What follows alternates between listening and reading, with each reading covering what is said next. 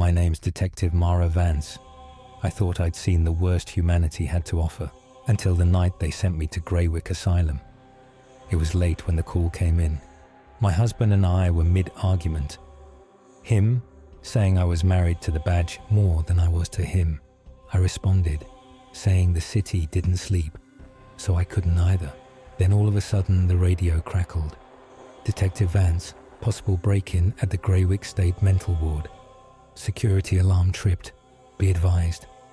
Several patients have been reported missing over the last month. I grabbed my coat and left without another word. It took 20 minutes to arrive. Then I saw it. Graywick. It rose from the storm like a fortress. The place wasn't abandoned like I'd pictured. Its lit windows shimmering through sheets of downpour. The rain slicking its brick walls, making them shine under the floodlights. Then a guard in a yellow poncho waved me through the gate, his face pale. "Alarms from the east wing," he said, barely understandable through the thick raindrops. "That part of the ward has been locked down for years." I frowned. "I thought this place was fully operational." He shifts in his boots. "It is, just not that wing." The main doors creaked open as I pushed. Then a guard ushered me in. Inside, the noise hit me first. A low chorus of muttering, crying, and screaming. Patients in straitjackets shuffling down hallways under the watch of orderlies. Others sat rocking in corners, scratching at their arms. One man was being dragged past me, thrashing. His voice cracked as he shouted, "Everyone's dead. You just don't see it. You don't see it." The orderlies didn't flinch, assuming they were hardened, having to deal with the same chaos every day of their lives. At the front desk sat a pale, bird-like woman. She didn't look up right away. When she finally met my eyes, I noticed one of them was made of cloudy glass, her other eye sharp and watchful. She didn't greet me, just stared until I flashed my badge. "I'm here about the alarm," I said. She nodded, then slid a clipboard toward me. As I signed, I could have sworn she giggled. I slid the clipboard back, ignoring what I thought was mumbling. But as I turned to leave, I heard her mutter again, this time almost chuckling under her breath. "It will get you." I stopped turning around. "Sorry, what was that?" I asked firmly. She looked up again, this time smiling, and repeated, louder, "It will get you." She then giggled uncontrollably, the sound thin and brittle, like glass about to crack. I forced a polite nod and kept walking, chalking it up to the atmosphere of the place. The hallway was long, with flickering lights overhead. I passed a frail woman crouched against the wall, scratching words into the plaster with her nails. Another patient sat a few feet ahead, rocking back and forth at a table, humming while tearing paper into strips. Then a sudden scream echoed from somewhere above. My hand drifted to my belt. This wasn't my first time in a psych ward, but something about Graywick felt wrong. I kept walking, my footsteps echoing in the long hallway. The hum of fluorescent lights mixed with the faint rustle of paper from the rocking patient's table. Then, a man's scream sliced through the air, raw and panicked. I turned, just as a wild-eyed patient busted out from a side room next to me, hair matted, his hospital gown hanging off one shoulder. Two orderlies chased after him, but he locked eyes with me first. "They're all dead," he shouts, voice cracking. "Everyone in here is dead. You just don't see it." He lunged forward, getting close enough that I could smell his sour breath, spitting flies as he screamed in my face. "You don't see it." The orderlies grabbed him, hauling him back toward the room. His bare heels dragged along the floor. His eyes never left mine until the door slammed shut.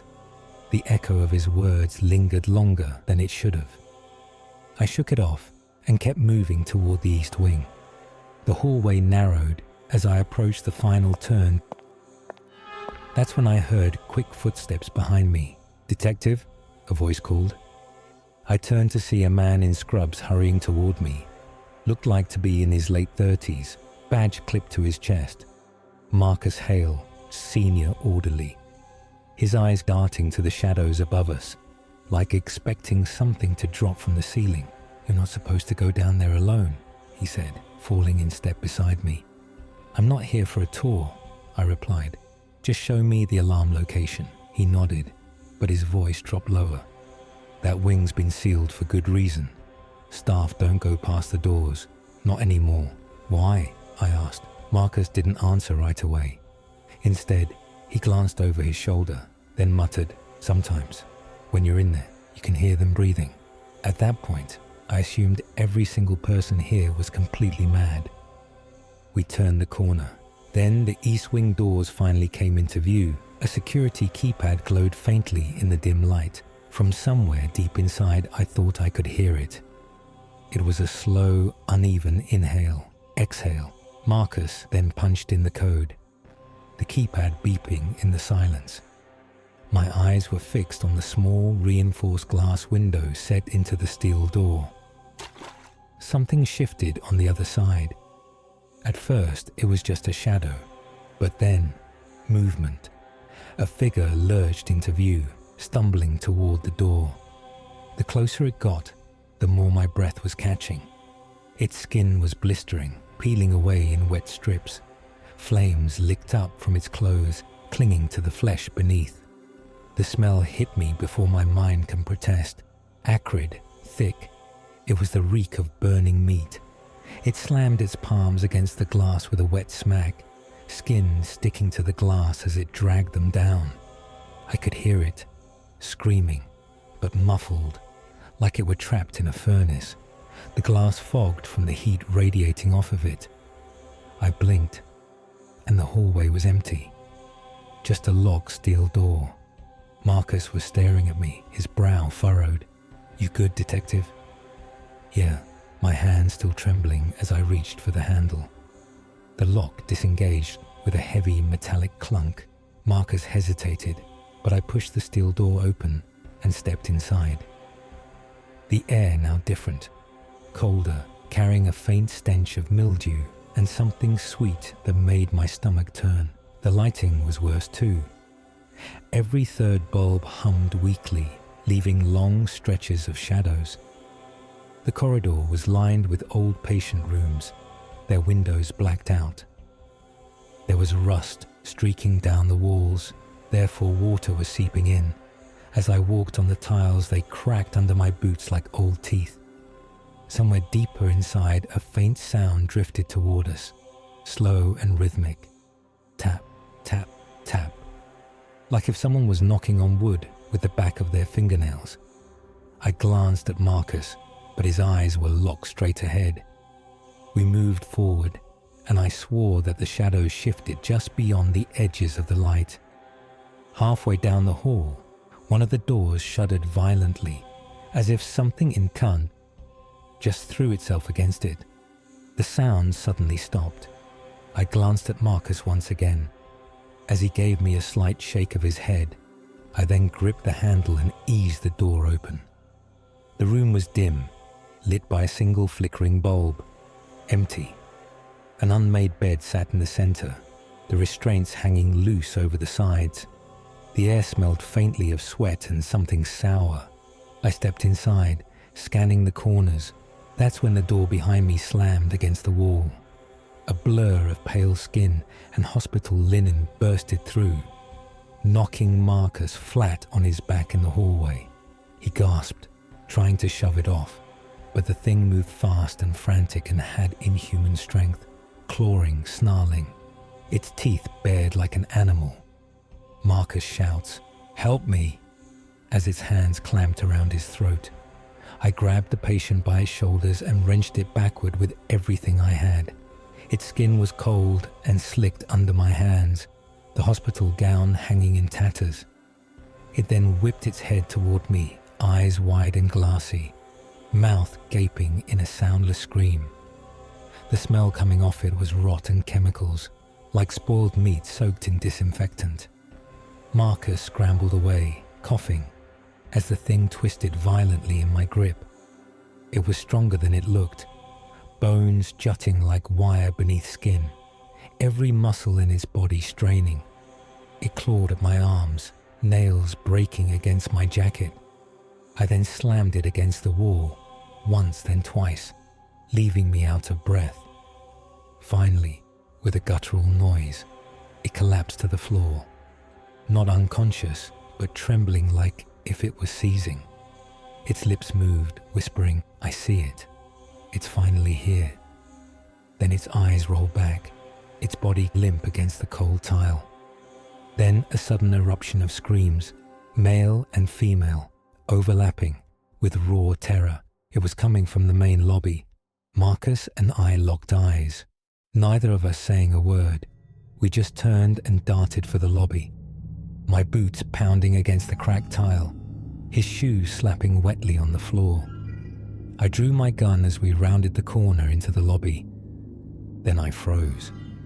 Everyone, every single person who'd been there minutes ago, was dead.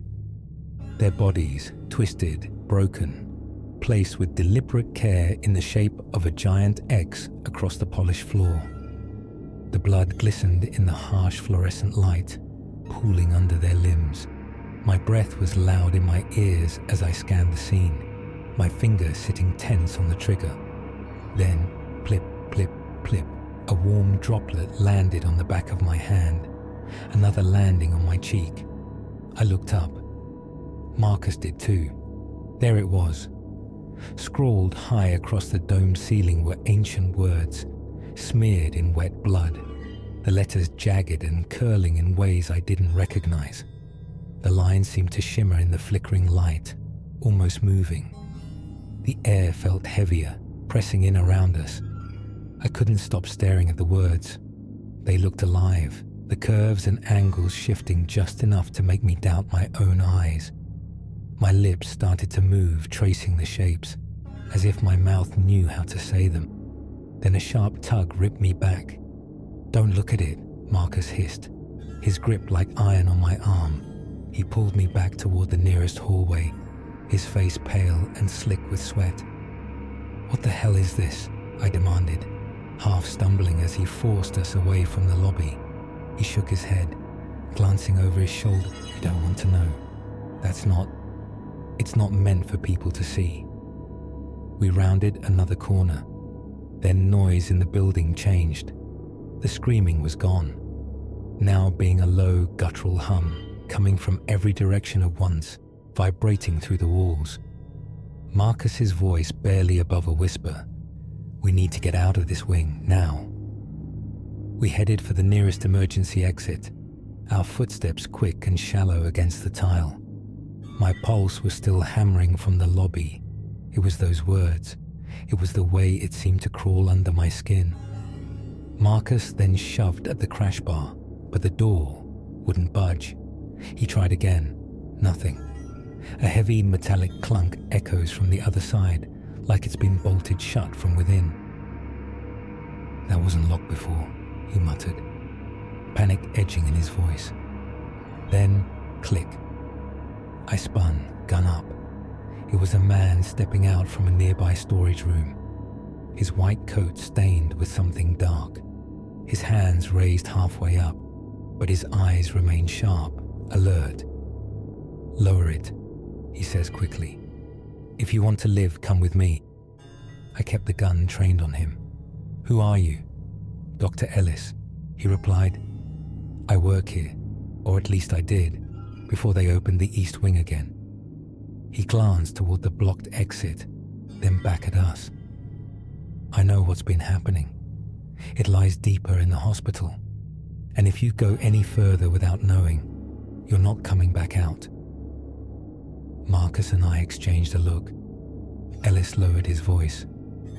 "They think they're curing something, but what they're keeping in the lowest ward, it's older than this building, older than all of us." The flickering bulbs making the shadows twitch. As his voice dropped to a near whisper, like if he was afraid the building itself was listening. This land, long before the asylum, it belonged to something else. A spirit, strong enough to shape the minds of anyone who came near it. The people here feared it, worshipped it, sacrificed to it. I looked at Marcus, his jaw is tight. Ellis continued. The military moved in during the war.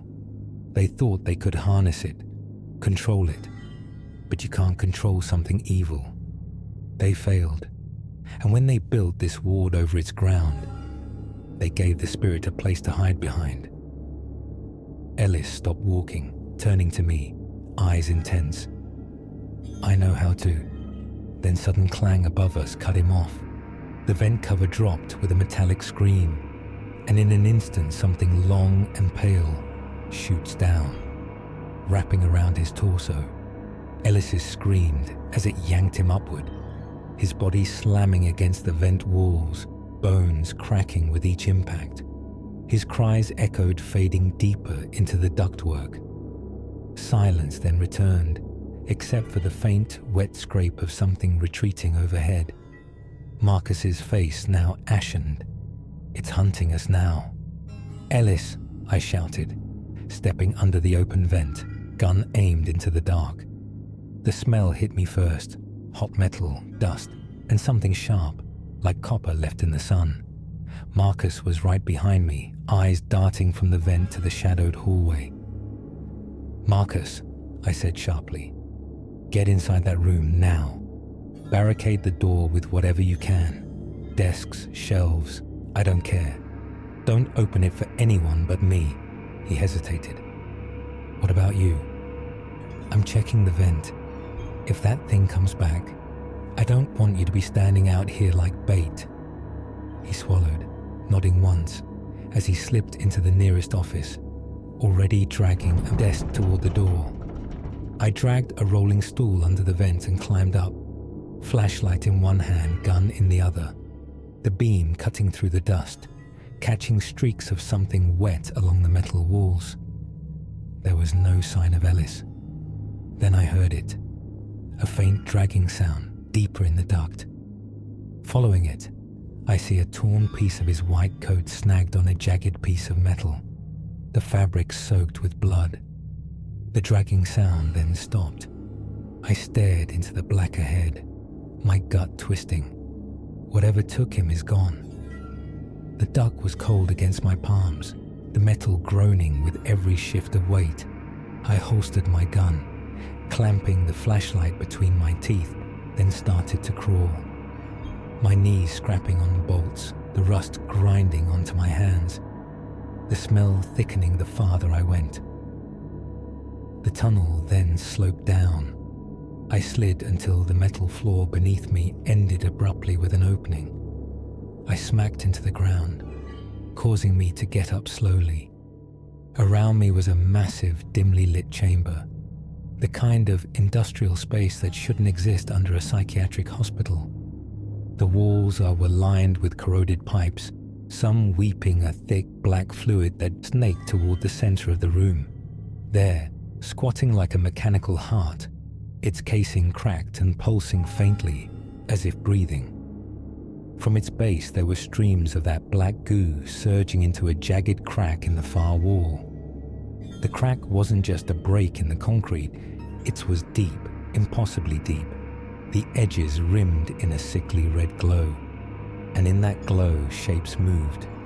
Not human, not anything I've ever seen before. The air around it vibrated, a low hum pressing against my eardrums, the goo pulsing faster, feeding the fissure like veins. Something inside the crack moved closer. The shapes beyond the fissure then stopped moving. A chill ran through me, deeper than the cold metal surrounding me. Something moved, not in the light, but in the space around me. The hair on my arms lifted, my pulse hammering in my ears. Then, an unseen grip locked around my torso, cold and crushing.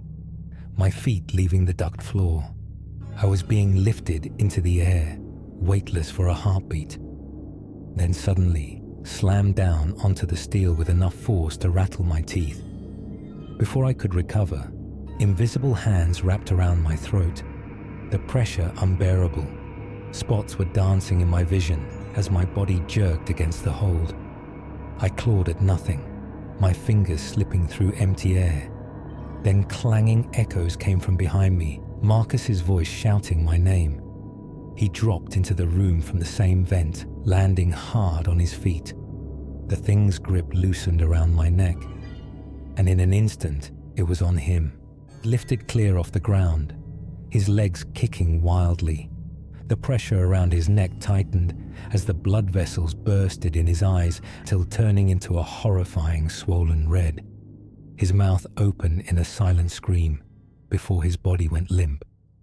"Marcus!" I raised my gun, aiming at where the force seemed centered, opening fire. The bullet then hit something. A deafening, unearthly screech ripped through the chamber, rattling the metal walls. The grip on Marcus's corpse releasing.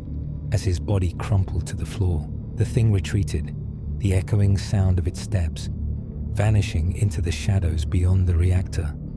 I was alone. The reactor chamber was now silent, except for the slow drip of the black goo into the fissure. My breaths came fast, harsh, as I forced myself to move.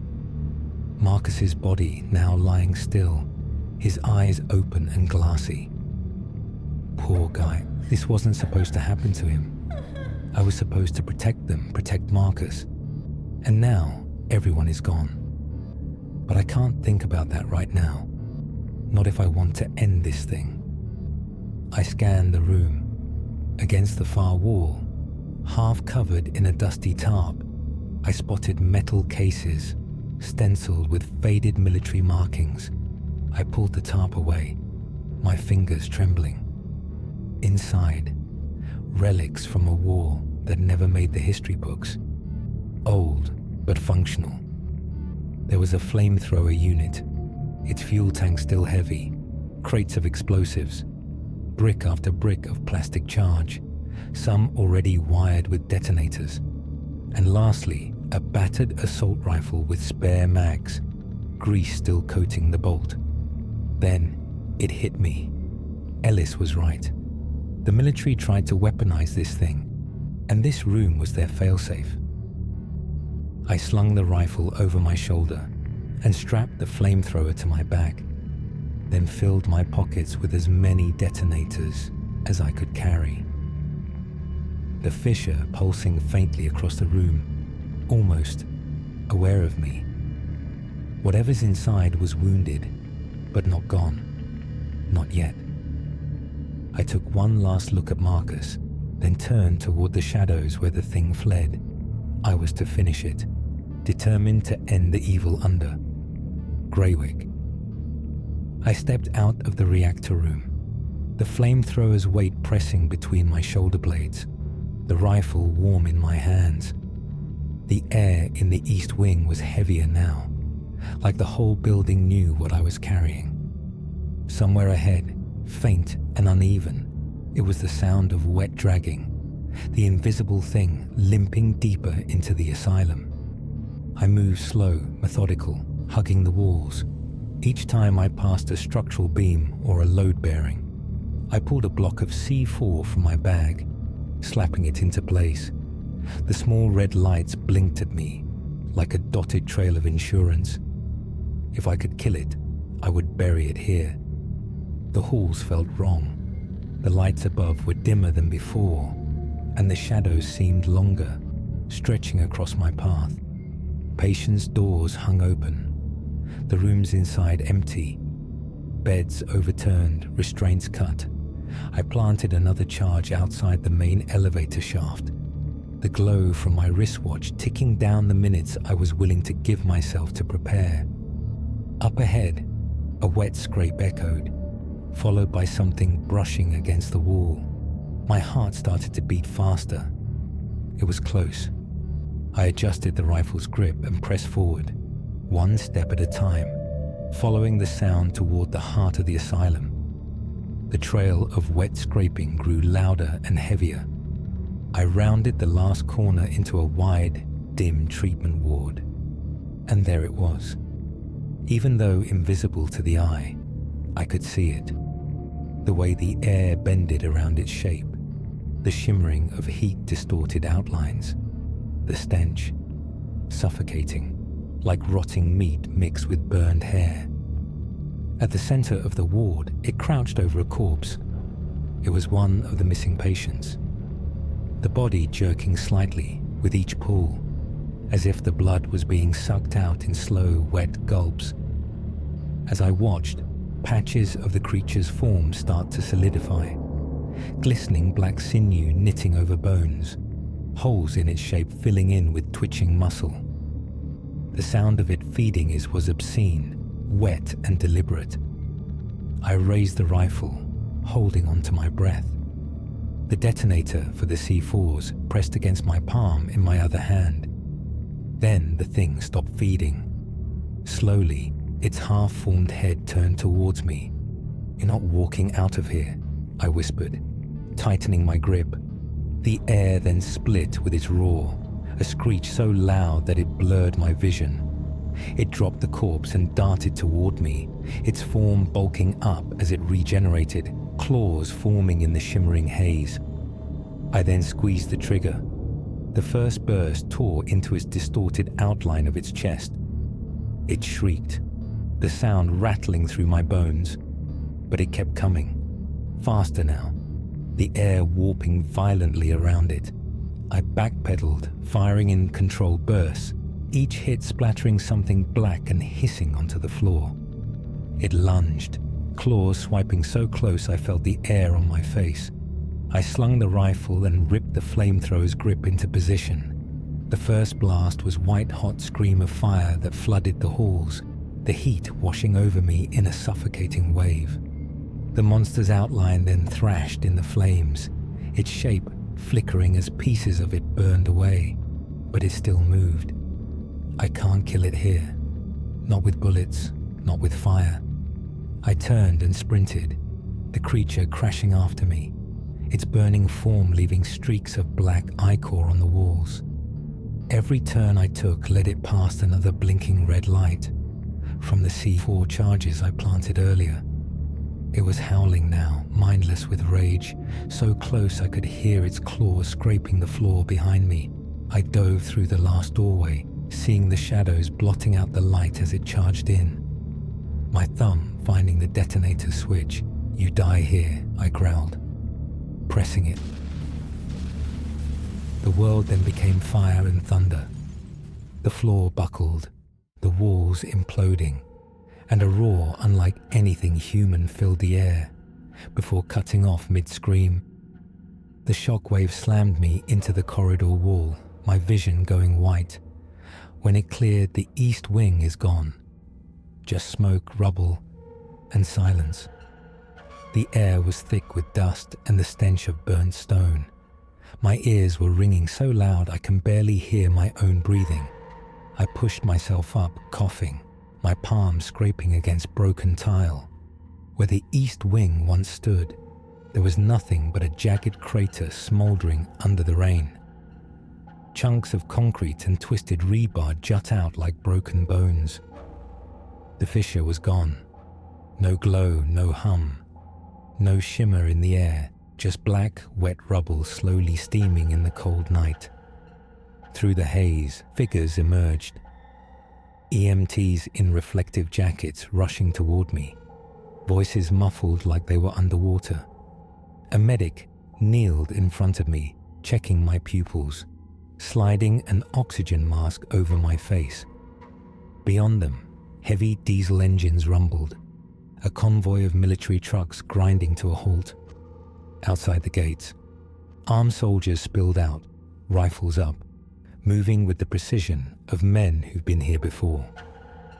They didn't look at me. Their eyes were locked on what's left of Graywick. One of them spoke into a radio. "Area's clear for breach. Proceeding to sweep."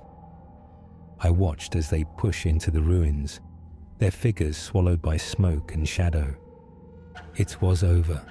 At least, it felt that way. 2 days later, I was finally home, sipping a hot tea. No sirens, no flickering lights, just peace. My husband sat beside me on the couch, his hands wrapped around mine, his voice soft. "You're safe now, Mara. It's all over." I nodded, eyes fixed on the steam curling from my mug. The warmth felt strange, like it was soaking deeper than my skin. When I looked up at him, something in my face shifted, subtle at first. My lips curl into a slow, deliberate smile, one that isn't mine. My husband's brow furrowed. "Mara?" I didn't answer. Somewhere deep inside, I hear the faint hum of the fissure. Still breathing.